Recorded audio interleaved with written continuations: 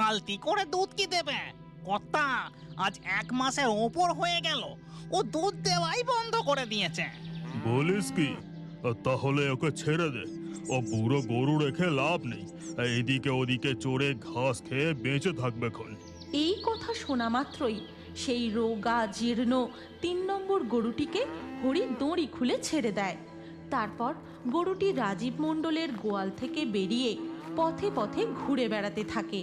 আর সেই পথে, আমায় কেউ কিছু খেতে দাও না গো, বড় খিদে পেয়েছে, আমায় কেউ কিছু খেতে দাও। ও বুড়িমা, আজ এমন রাস্তায় বসে পড়েছো কেন? মন্দিরে যাওনি? বড় খিদে লেগেছে মা, শরীরের ক্লান্তিতে আর এগোতে পারিনি। আচ্ছা আচ্ছা, এই নাও, এতে গুড় আর রুটি আছে, খেয়ে নিও কেমন? আমি আসছি। বেঁচে থাকো।